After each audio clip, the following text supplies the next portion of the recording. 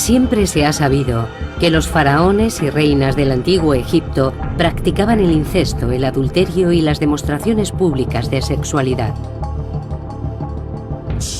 Pero se están descubriendo evidencias de que la sexualidad era indispensable para toda la sociedad egipcia.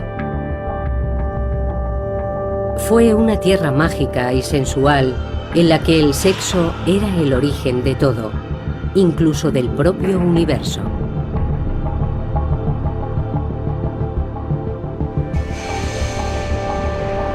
El sexo en la antigüedad. Egipto.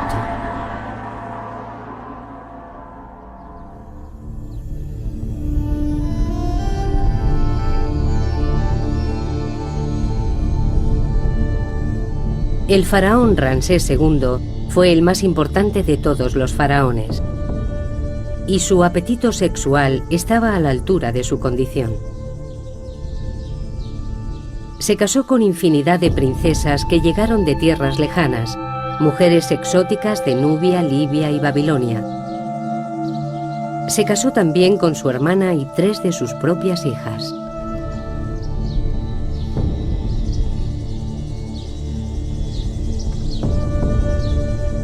En el momento de su muerte, en 1213 a.C., a la edad de 91 años, Ramsés aseguraba haber tenido más de 20 reinas y multitud de amantes o concubinas.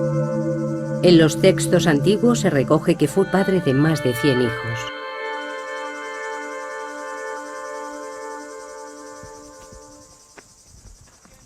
Ken Weeks es un arqueólogo americano que lleva 10 años en el Valle de los Reyes en Egipto, tratando de demostrar la autenticidad de dichas afirmaciones.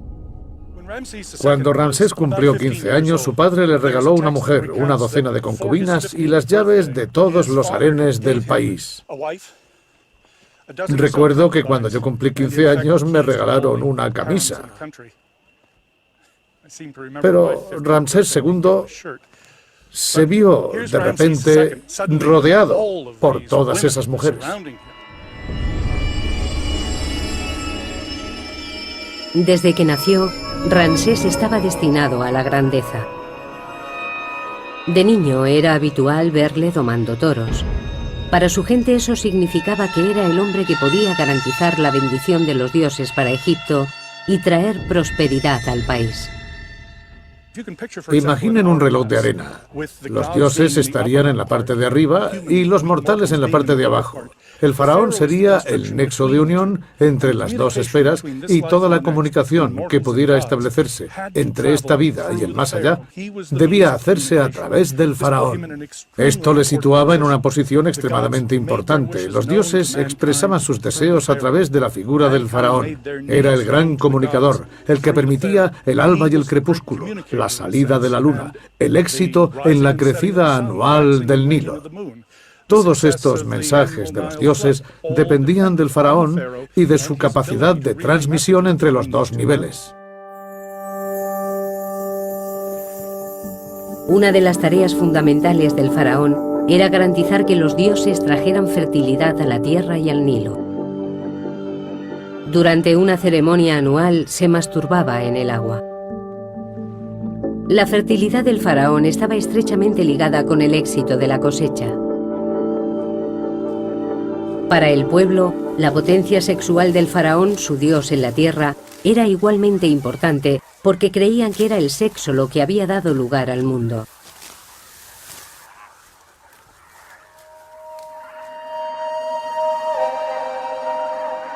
El primer poder del universo, el ser supremo Atum, surgió de la noche de los tiempos.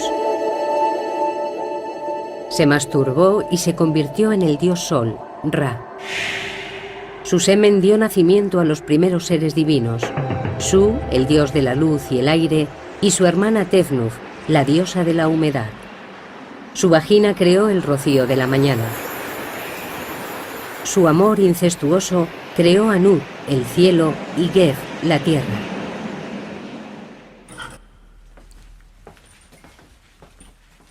El doctor Richard Parkinson del Museo Británico es un experto en mitología del antiguo Egipto. La actividad sexual era muy importante en los mitos egipcios. En muchos se puede ver una imagen del cosmos en la que la diosa del cielo, Net, está sobre su marido Geb, dios de la tierra. Normalmente él está acostado en el suelo, pero aquí se puede ver cómo se aproxima a ella. Su unión da luz a la siguiente generación de dioses y es el inicio de toda la historia de Egipto tras el nacimiento del cosmos.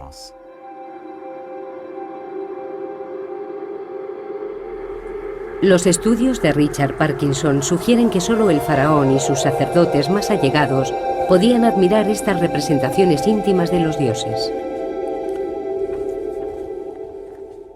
En este papiro podemos observar otro ejemplo del icono religioso cuya carga sexual es bastante insólita para nuestra mentalidad moderna.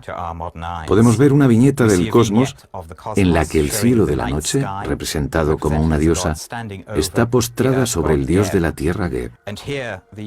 Y la autorregeneración de la fertilidad de la tierra está representada por una autofelación del rey, dando pie a una escena que en la cultura occidental presente solo se daría en el género pornográfico, mientras que en el antiguo Egipto se podía encontrar en las más altas esferas del arte religioso. Estos papiros pertenecían a una sacerdotisa, una mujer de la élite, y estaban colocados en un lugar sagrado de su tumba.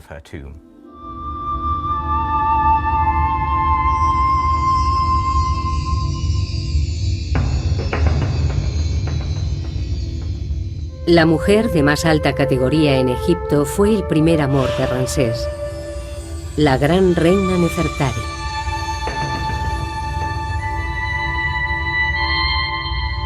Murió en el 24º año de su reinado. Fue enterrada en un sepulcro espectacular. Los muros perfectamente conservados nos muestran cómo la pareja real concebía su relación. La tumba está consagrada a la diosa del amor carnal, Hathor, la equivalente de la diosa griega Afrodita.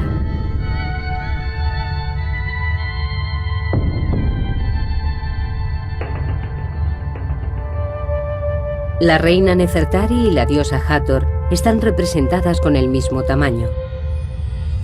En el arte religioso egipcio, el tamaño era muy importante.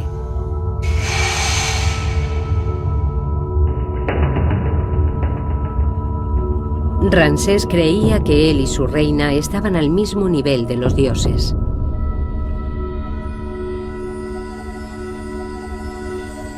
Ramsés solo tenía 48 años cuando la reina Nefertari murió. A la manera de los dioses cometió incesto.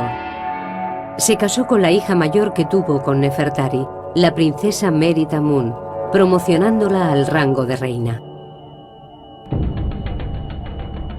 Volvería a casarse con una de sus hijas, la princesa Binanat, con la que tuvo un descendiente. Ramsés se tomó su papel de símbolo supremo de la fertilidad muy en serio.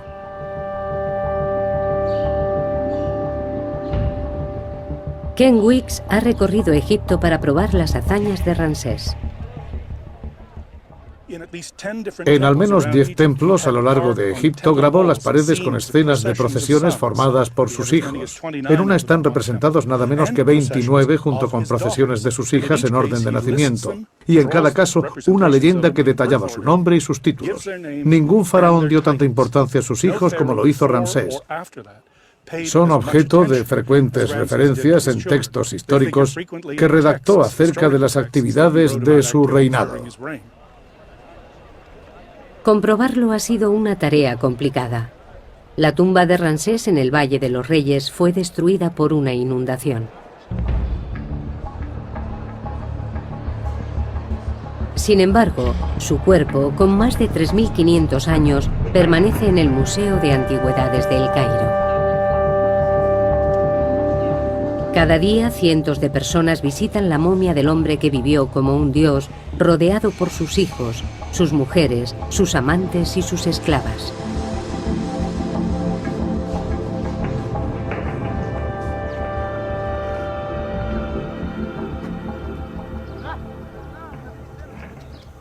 Pero la vida de la gente corriente era mucho más sencilla.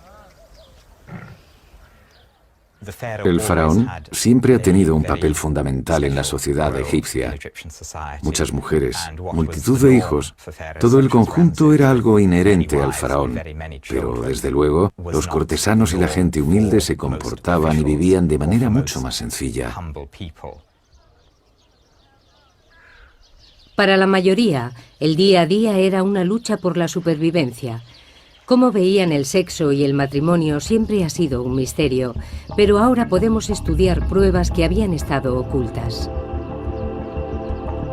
Datos que cuentan cómo la gente corriente llevaba una vida tan sensual y erótica como el faraón.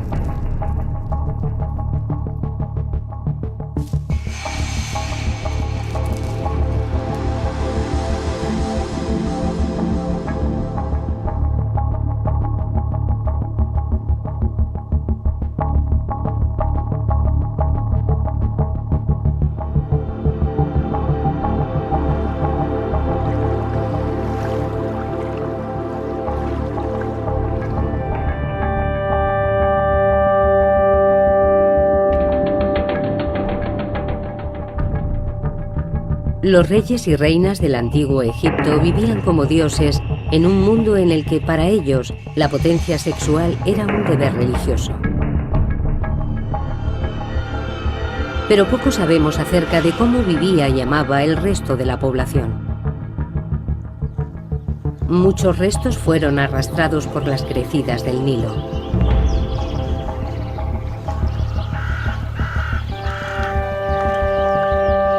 Durante 7000 años, toda la vida en Egipto se limitó a las orillas del río Nilo, en esta franja de frondosa vegetación.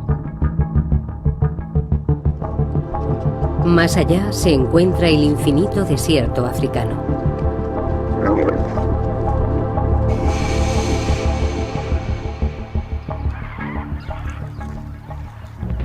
Excepto algunos templos reales y tumbas, las construcciones del antiguo Egipto son de ladrillo de barro. A lo largo de los últimos 200 años, las crecidas anuales del Nilo han destruido casi todo rastro de la historia antigua.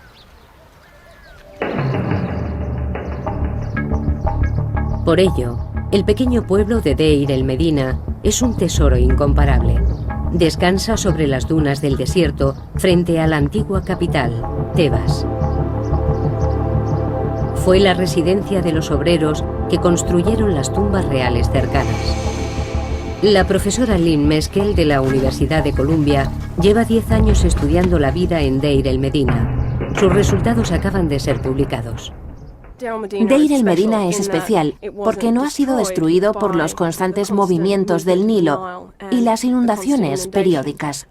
A lo largo de los siglos, el Nilo ha cambiado de posición y ha destruido muchos pueblos de agricultores, asentamientos y probablemente ciudades que podrían verse a través de la espesura de la vegetación del Nilo.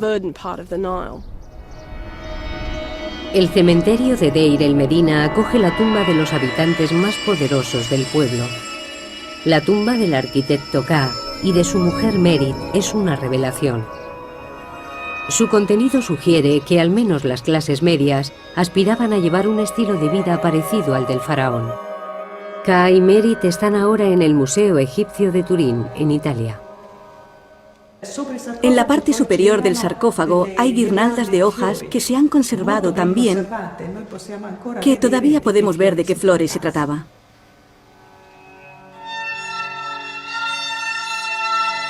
El aire seco del desierto ha conservado cada detalle de la tumba de 3500 años de antigüedad de Ka y Merit. Es evidente que la clase media de Deir el Medina dedicaba gran parte de sus ingresos a su aspecto. Las camisas de lino finamente tejidas de Ka con su nombre, las 50 prendas de ropa interior o su caja de maquillaje son prueba de ello, así como la peluca de Merit y su colección de máscara de pestañas y pintalabios. Los rayos X nos permiten observar sus posesiones más íntimas. Este cinturón probablemente esté hecho de tiras de oro con incrustaciones, que lo más seguro es que sean de oro también. Este tipo de ornamento era típico de las mujeres, ya que representa el sexo femenino. También encontramos pendientes, anillos y otros objetos menores. Y en el pecho de K vemos este escarabajo. Es el famoso escarabajo corazón que probablemente lleve una inscripción.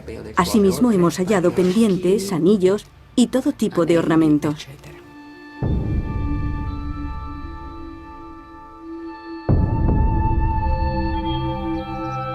Tanto hombres como mujeres llevaban gran cantidad de ornamentos como joyas, pendientes, brazaletes, anillos.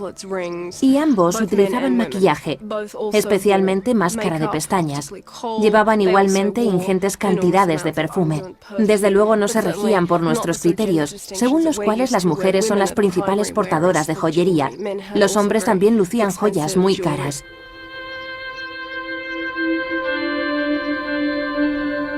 Este deseo de llevar una vida sensual se hace patente en la tumba de un capataz llamado Ipei. En las paredes hay representaciones de un lujoso banquete. Conceptos como sexualidad y belleza, todo ello nos permite formarnos una imagen muy sensual, con flores y perfumes, que nos dan una idea de cómo sería este banquete. Habría música, vino, probablemente infusiones de vino y flores de loto, todo tipo de sustancias estupefacientes, y con todo resultaría una experiencia muy sensitiva.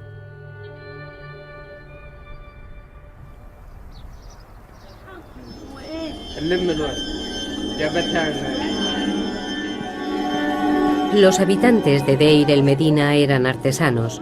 Al trabajar para el faraón, decidieron darle a sus propias tumbas ese aire de realeza. Pero también dejaron tras de sí restos de sus vidas cotidianas. Deir el Medina estaba lleno de paredes decoradas, cartas y documentos oficiales. Hemos encontrado documentos censales que nos dicen cuánta gente estaba registrada como habitante de esta casa. Parecen familias tradicionales, con sus abuelos y sus tías, pero creo que estas casas daban cobijo a mucha gente.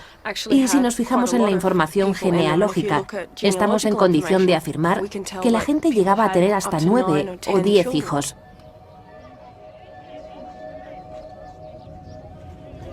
Se parece mucho a la vida de los actuales habitantes de Egipto. Los animales y los seres humanos comparten espacios comunes. El tejado es el centro vital. La gente pasaba mucho tiempo en el tejado. Dormían allí, ya que es un lugar muy fresco, sobre todo durante el verano, y se desarrollaban otras actividades, como la cría de animales. Eso es algo que se da todavía en nuestros días. También tendían la ropa. Utilizaban cualquier espacio libre disponible.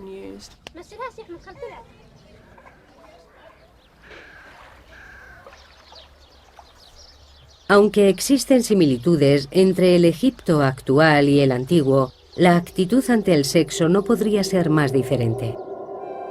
Cuando el francés Bernard Bruyère realizó las primeras excavaciones en Deir el Medina en 1900, encontró en todas las casas demostraciones públicas de imaginería erótica.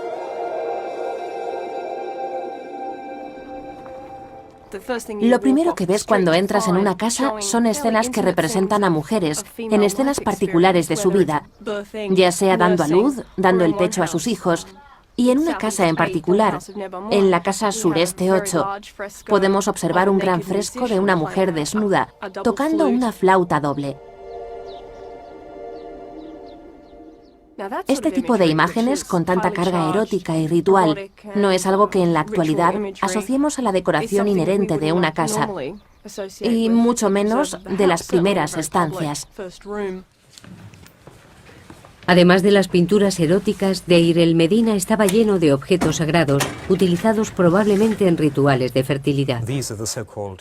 Estos objetos fueron tomados por muñecas durante muchos años, ya que son pequeñas representaciones de mujeres y en muchos casos con peinados muy elaborados. Pero al final quedó claro que se trataba de objetos con gran carga sexual, ya que los genitales femeninos están claramente representados.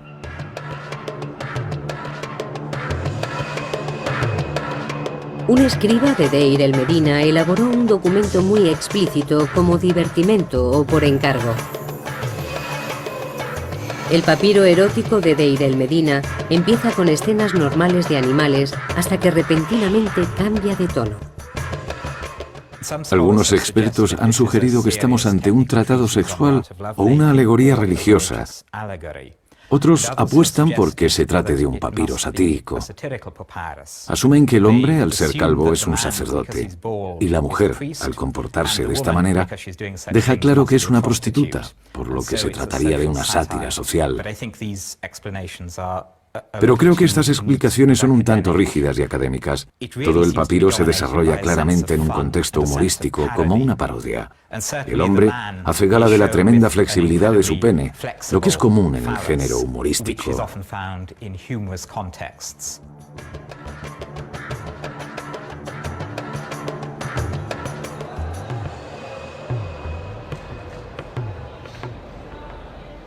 Estos hallazgos, con 1000 años de antigüedad, han sido muy estudiados.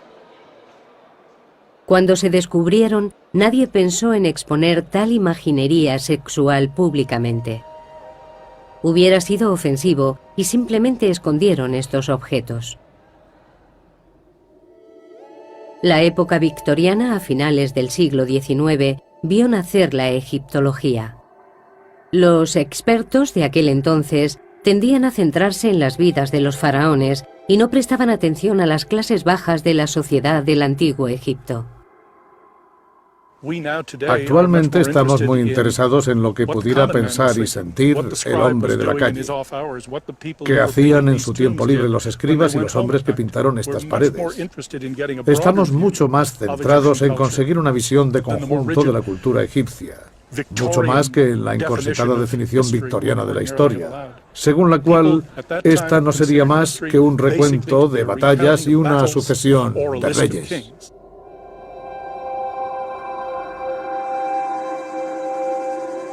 Los primeros arqueólogos no eran partidarios de estudiar objetos sexuales. Cerca del Valle de los Reyes, en Deir el-Bahari, los obreros de Deir el Medina erigieron un enorme templo mortuorio para la reina Hatshepsut.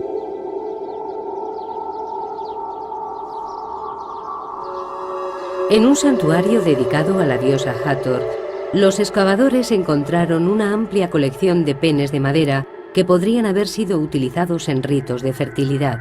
Desde su descubrimiento han permanecido almacenados en el Museo Británico. Estos son algunos de los penes de madera encontrados en las excavaciones del templo de Hathor de Rabawi a principios del siglo XX. Fueron encontrados en cestas colocadas alrededor del santuario y, por supuesto, no fueron referenciados con los informes originales de las excavaciones. Todavía no está claro en qué contexto se utilizaban o cuál era su función.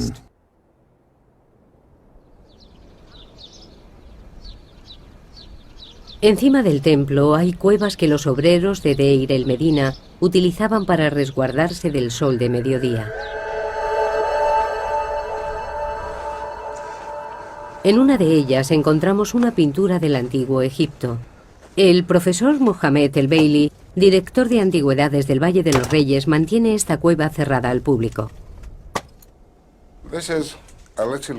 Esta es una pequeña gruta o cueva donde se pueden observar dibujos representando escenas de contenido sexual. Los obreros que trabajaban en el templo se protegían del sol en estas cuevas durante los descansos y durante estos ratos libres se divertían. Imaginaban y dibujaban en las paredes de las grutas lo que les gustaría estar haciendo en ese momento y lo compartían con sus compañeros mientras descansaban en la pequeña cueva. Este hombre tiene mucha prisa por hacer el amor en esta postura.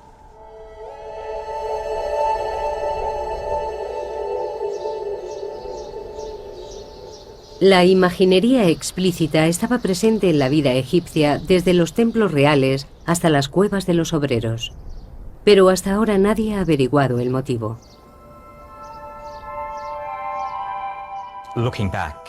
Echando la vista atrás, es fácil suponer que el pudor típico de una cierta época haya podido entorpecer el estudio de este material.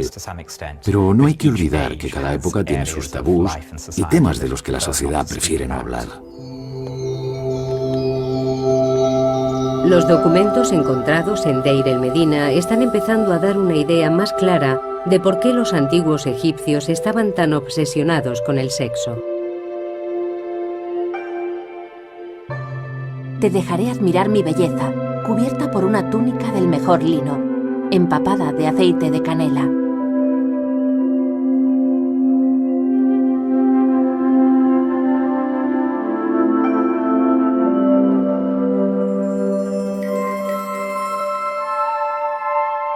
Noche, eres mía para siempre, ahora que mi maestra ha venido a mí. La beso y sus labios me responden. Estoy muy excitado incluso sin haber bebido cerveza. Los fragmentos de poesía amorosa y la imaginería encontrada en Deir el-Medina sugieren que este era un pueblo en el que el sexo no era un tema tabú. Es probable que no se ocultara ni a los propios hijos.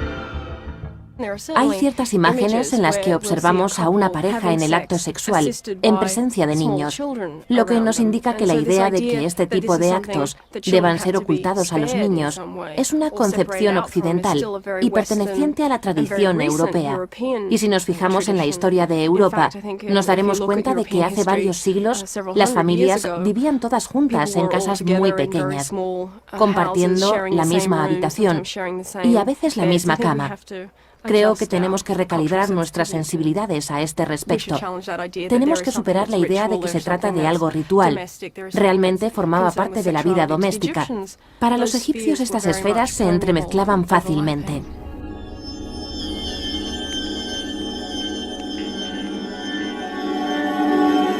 Cuanto más se examinan los hallazgos de Deir el-Medina, más evidente se hace que Egipto era un lugar en el que la depravación sexual no estaba criminalizada.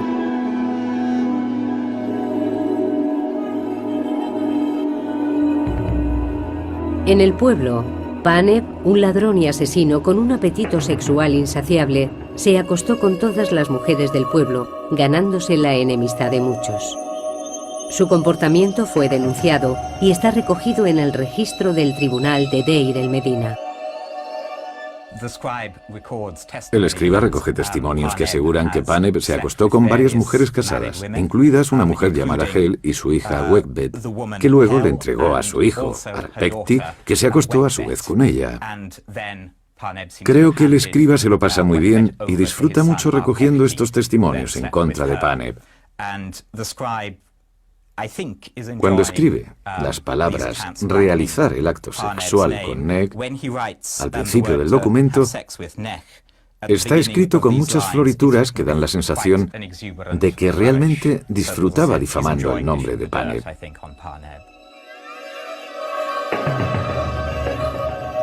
Pero su conducta solo fue objeto de registro, pero no de castigo.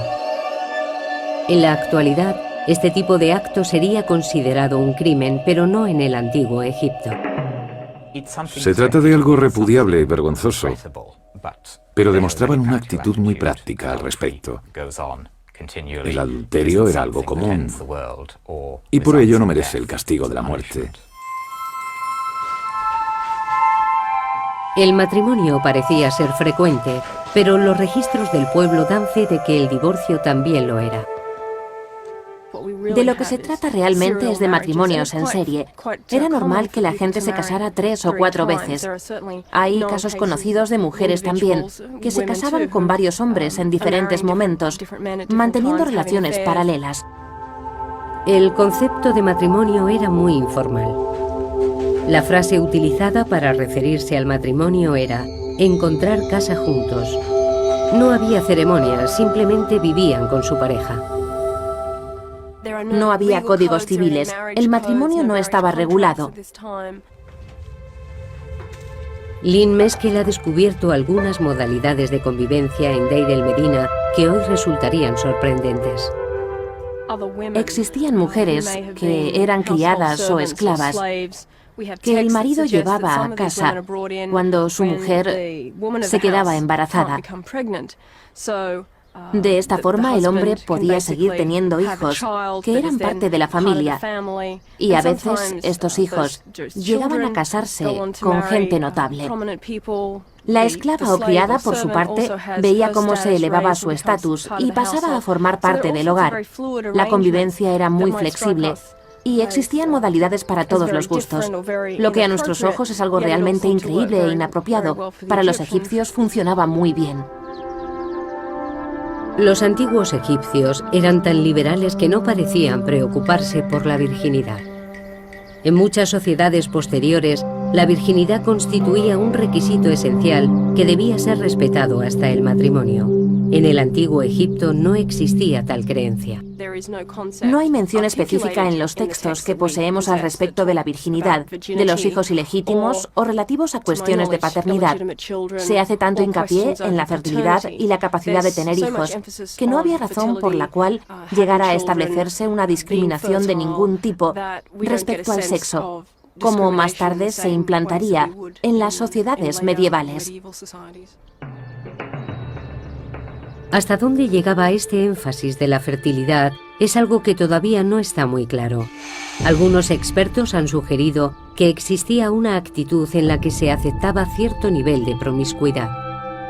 En el hermético mundo de la corte del faraón se llegaba a pensar que incluso los dioses mantenían relaciones homosexuales.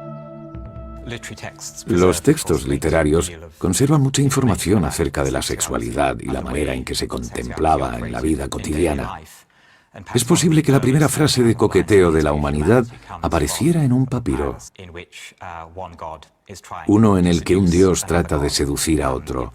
Es una de las primeras situaciones de flirteo homosexual de la historia del mundo, donde un dios llega a decirle al dios Horus: «Me encanta tu trasero». Nefwi, Wiki. Al igual que con el adulterio, hay gran cantidad de referencias a la homosexualidad en los textos literarios del antiguo Egipto, pero no hay constancia de personajes históricos que fueran homosexuales.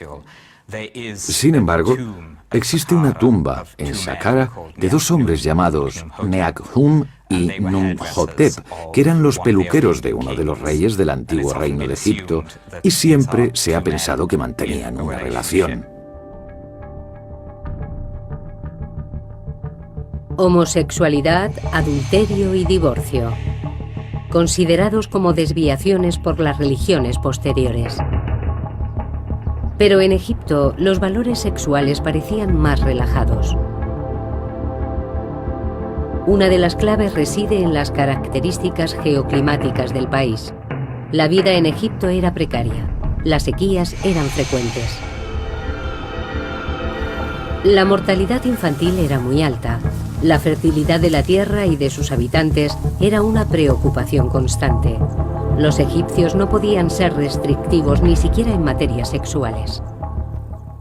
Todas las representaciones de la actividad sexual son positivas. Son consideradas fuente de creación, fertilidad y, en muchos casos, de protección. Nunca se contemplaba desde un punto de vista negativo. Con las evidencias rescatadas del asentamiento, la utilización de la imaginería tanto en los hogares como en las tumbas y los relatos mitológicos relativos a la creación del mundo, creo que estamos en disposición de afirmar que la sexualidad era una parte esencial del día a día y que no se limitaba a una esfera de intimidad e incluso clandestinidad como ocurre ahora. A pesar de que sería un error contemplar esta sociedad como una utopía sexual, habría que enfatizar el hecho de que se trata de una cultura de hace varios miles de años. Para los antiguos egipcios, el sexo era tan propio de la condición humana que tampoco merecía grandes discusiones. No existían psicoanalistas que conjeturaran al respecto de las fantasías sexuales y acerca de su significado. Era simplemente un aspecto más del día a día.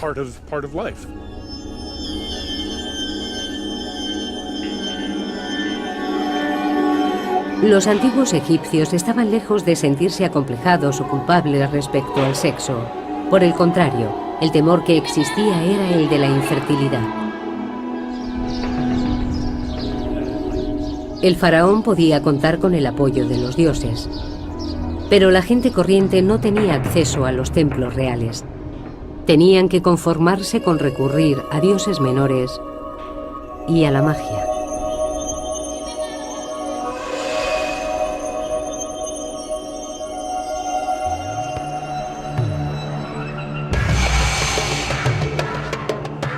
Hace 3.500 años, la dinastía del Antiguo Egipto, conocida como el Nuevo Reino, era el epicentro de la civilización.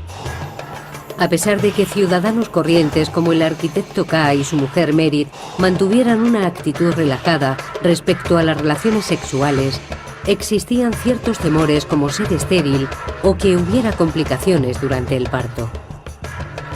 Todo el proceso requería la protección de la magia.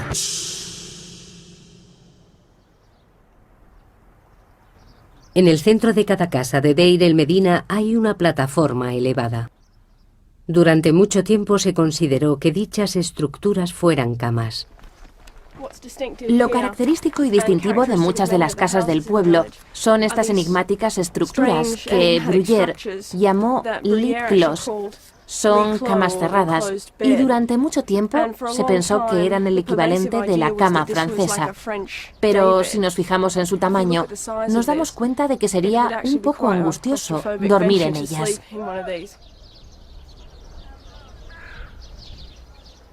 Lynn Meskel cree que son altares en honor a dioses menores de la fertilidad. Se trata probablemente de una estructura de culto, pintada con imágenes del dios Bes. El dios Bes tenía una apariencia grotesca. Es posible que fuera representado ahuyentando a los demonios. Se puede apreciar, sobre todo en cómo saca la lengua, una actitud particularmente agresiva. Esto es lo más cercano al folclore que hemos descubierto en el Antiguo Egipto. Bes se usaba para espantar a los demonios que se escondían tras el manto visible del mundo. Cada enfermedad, muerte, sequía, hambruna o revés del destino se achacaba a la obra de un demonio, espíritu malvado o incluso al fantasma de algún pariente desdichado. Una mujer como Merit podría contratar los servicios del chamán para que efectuara un ritual en honor de Bes. Es probable que recurrieran a dioses locales, a peregrinaciones y a cierto tipo de libaciones domésticas, como la ofrenda de comida, abluciones y ese tipo de cosas.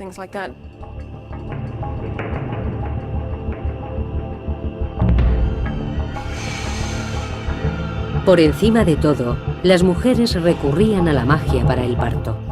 El parto era uno de los momentos más peligrosos en la vida de una mujer. Nos consta que la tasa de mortalidad infantil era muy alta, con lo que existía una demanda muy alta de rituales y amuletos de protección de todo tipo.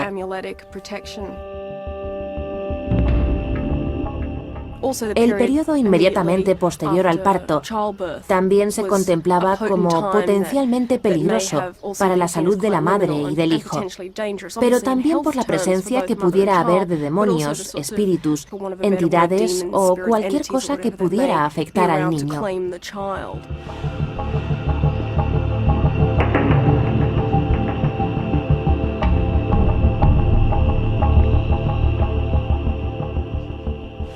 Muchos artilugios sagrados de la cultura egipcia han llegado en muy buen estado hasta nuestros días, tales como estas varas de marfil, utilizadas por los magos y sanadores durante los rituales de protección de los niños y mujeres, lo que se hacía antes, durante y después del parto. Existían muchos demonios que los magos invocaban para obtener protección, El reverso porta una inscripción que describía el proceso del ritual de protección para el recién nacido. Los hombres del antiguo Egipto también se sometían a procesos mágicos para asegurar su fertilidad. Su principal objetivo era tener un descendiente varón.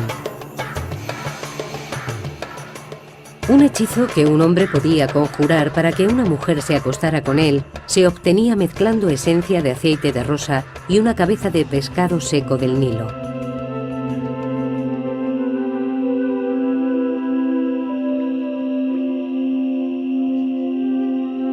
Escritos encontrados en Deir el-Medina también proporcionan instrucciones de cómo llevar a cabo el acto sexual para potenciar su efectividad. Hombres como Ka escribían fórmulas mágicas en su piel para invocar la bendición de los dioses. Lamer las fórmulas las hacía más poderosas.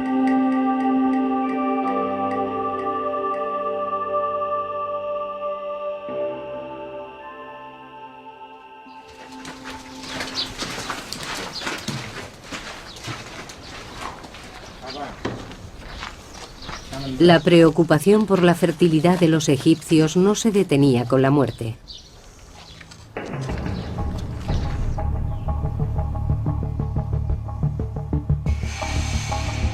Algunos rituales mortuorios eran idénticos a los practicados durante las ceremonias del parto y la celebración anual donde se renovaba la vitalidad del emperador. Las jóvenes núbiles ejecutaban las mismas danzas eróticas en los funerales para ayudar a los muertos a renacer en el más allá. La vida antes y después de la muerte corresponde a un proceso natural, y la actividad sexual era algo que los egipcios esperaban que continuara en el otro mundo. Existen muchas referencias en textos funerarios de gente disfrutando del sexo en el más allá. Los muertos renacidos eran representados a menudo en la flor de su potencia sexual. En las tumbas se colocaban amuletos de fertilidad como estas figuras de mujeres desnudas. Esta preocupación por la fertilidad estaba presente en todos los ámbitos de la civilización egipcia. Las clases más bajas recurrían a su propia magia, pero tomando como ejemplo al faraón. Y el gran faraón Ramsés II nunca los decepcionó. Muchas pinturas nos cuentan que fue padre de más de 100 niños. Sabemos poco sobre la familia de los faraones. En muchos casos no conocemos ni el nombre de sus mujeres. Nos encontramos con muchos problemas a la hora de establecer relaciones genealógicas. No sabemos dónde están enterrados los hijos e hijas de los reyes. Ramsés II es una excepción. Se esforzó mucho porque sus hijos tuvieran un puesto de honor en las crónicas, al menos los hijos de sus mujeres más notorias. Los niños eran jóvenes que podrían haber optado a suceder a su padre, y en su caso al menos tuvieron funerales de Estado, aquí, en el Valle de los Reyes. Pero nadie ha encontrado las tumbas de ninguno de los hijos. ¿Decía Ramsés la verdad? En 1983, Ken Weeks decidió hacer excavaciones en una pequeña tumba que se conocía simplemente como KV5. Quería comprobar su contenido antes de que convirtieran la zona en un aparcamiento. Cuando Howard Carter limpió la tumba de Tutankamón, se fijó en esta tumba, pero la consideró sin importancia. Así que la utilizó como almacén para los restos producidos por sus propias excavaciones y tapó la entrada con cieno y tierra. El grupo de Weeks tardó más de 6 años en desenterrar la primera cámara. Al final había una puerta. Atravesamos el umbral y entramos en un corredor. Vimos que se trataba de la mayor tumba de todo el Valle de los Reyes. Al descifrar los jeroglíficos de la entrada, supieron que no solo se trataba de la tumba más grande. Lo primero que vimos al pasar el umbral fueron una serie de escenas grabadas en la pared. Aquí tenemos un par de manos sujetando incienso. Son las manos de Ramsés II. Detrás de él aparece la cabeza de un joven. Las columnas que hay encima de los jeroglíficos nos indican que se trata del hijo mayor del rey, Amun-Her-Kepesef. Están escritos sus nombres y sus títulos. De repente nos dimos cuenta de que habíamos descubierto la tumba de un hijo de Ramsés, uno de los faraones más importantes del reino de Egipto.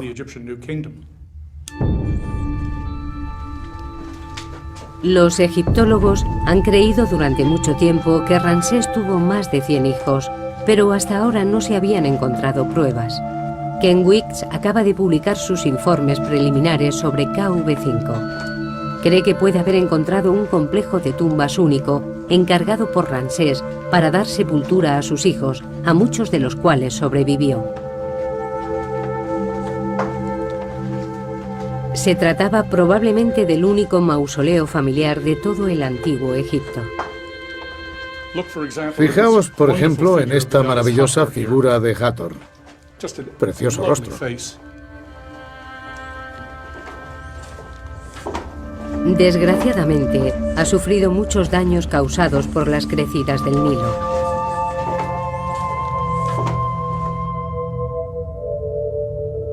En cualquier caso, es evidente que alberga más de 150 tumbas. Esta tiene 30 metros. Está excavada en la falda de la colina. Hay una serie de puertas, 16 concretamente dispuestas a cada lado del corredor. Está exactamente como lo encontramos. No hemos realizado ninguna prospección aquí. El equipo solo ha excavado una parte, pero ya han encontrado las tumbas de 6 de los hijos de Ramsés II y los restos de 4 más. Hemos encontrado restos momificados de 4 hijos de Ramsés. Este es un cráneo. Está en malas condiciones y todavía no lo hemos limpiado. Me da miedo tocarlo. Aquí tenemos otro cráneo con mandíbula inferior. Estoy prácticamente seguro de que se trata de un hijo de Ramsés II. También tenemos un esqueleto completo en la segunda cámara de la tumba. Lo hemos cubierto otra vez para evitar cualquier tipo de contaminación. Esperamos ser capaces de practicarle algunos análisis. Si no pueden ser pruebas de ADN, al menos rayos X y análisis estadísticos de materiales. Los compararemos con los restos momificados de Seti I, Ramsés II y Nerneptah, con los que es posible que haya tenido alguna relación.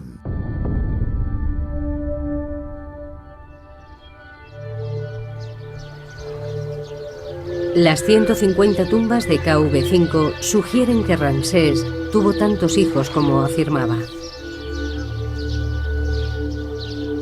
Eran un mensaje para las generaciones posteriores. El faraón, su tierra y su gente eran muy fértiles.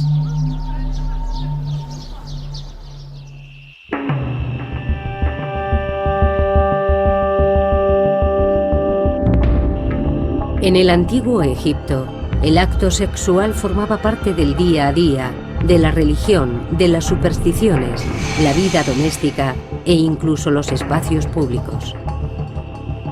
Pero pronto llegarían tiempos en los que el acto sexual pasaría a ser considerado oculto, privado, cargado de culpa y vergonzoso.